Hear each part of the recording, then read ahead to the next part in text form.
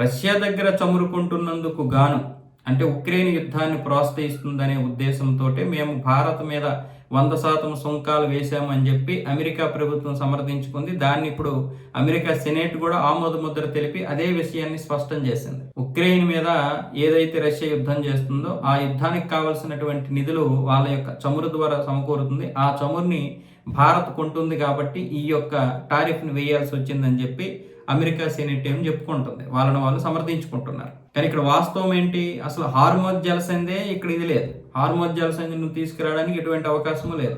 దానికి అమెరికా ఏం చెప్తుంది? అలాంటప్పుడు మేము అమ్ముతాము, మా దగ్గర కొనండి అంటుంది. వీడి దగ్గర ఎక్కడో ఉంటే అక్కడికి వెళ్ళి వెనిజులా, అమెరికా ఆ ప్రాంతాలు వెళ్ళి మనం కొనుక్కోవాలి. లేకపోతే వీడు 100% సుంకాలు వేస్తాడు. వీడేంటంటే వీడు అందరినీ వాడి కాళ్ళ దగ్గరికి తెచ్చుకోవడానికి, వాడి యొక్క చమురుని అమ్ముకోవడానికి ఇలాంటి ప్లాన్ చేస్తున్నాడు. అందరి మీద సుంకాలు వేస్తున్నాడు. ఇప్పుడు చైనా మీద కూడా 100% సుంకాలు వేశాడు. భారత్ మీద ఏమొచ్చేసి ఇప్పుడు ఈ సుంకాలకి సెనేట్ ఆమోద ముద్ర తెలిపింది కాబట్టి త్వరలోనే మనకి ఈ యొక్క టారిఫ్లు అయితే విధింపబడతాయి.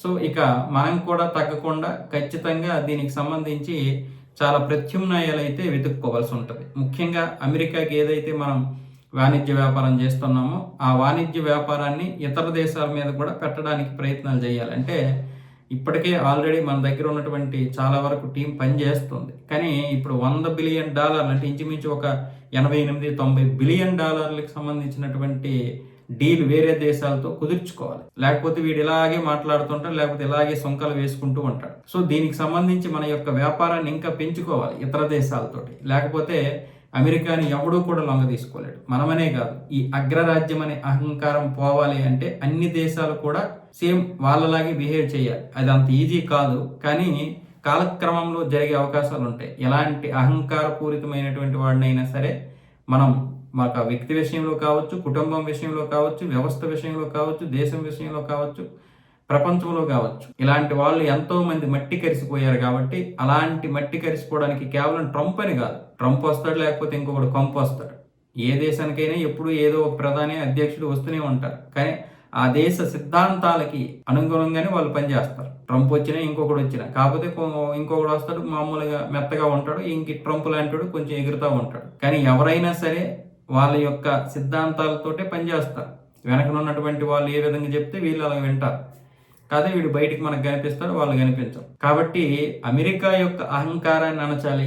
లేదనుకుంటే ఈ ప్రపంచంలో యుద్ధాలు ఇలాగే కొనసాగుతాయి. అక్కడ కనుక అణచవేయకపోతే యుద్ధాలు మొత్తం వీళ్ళకి ఇష్టం వచ్చినట్లుగా యుద్ధాలని కొనసాగిస్తూ ఉంటారు. దాని మీద ఏమొచ్చేసి వీళ్ళు అదే శవాల మీద పేలాలు ఏరుకున్నట్లుగా ఈ విధంగా యుద్ధాల మీద యుద్ధాయుధాలు అమ్ముకోవడం, అలాగే ఈ చమురు విషయంలోన టారిఫ్లు వేయడం, ఇదే ట్రంప్ పని, అమెరికా పని. ఇంకా అంతకు మించి ఏమి ఉండదు. కాబట్టి అన్ని దేశాలు ఏకమై ఏదో ఒక రోజు సమాధానం చెప్పేటటువంటి ఇది వస్తుంది. కాకపోతే ఏంటంటే ఇండియా మీద వేశారు కాబట్టి మిగతా వాళ్ళకి సంతోషం, అదే ఇంకొక దేశంకి వేస్తే మనలాంటి దేశాలకి సంతోషం. ఇలా మనమే కొట్టుకు చేస్తున్నాం యూనిటీ లేకుండా. దానివల్ల వాడు ఇష్టం వచ్చినట్లుగా ఆడుతూ ఉన్నాడు.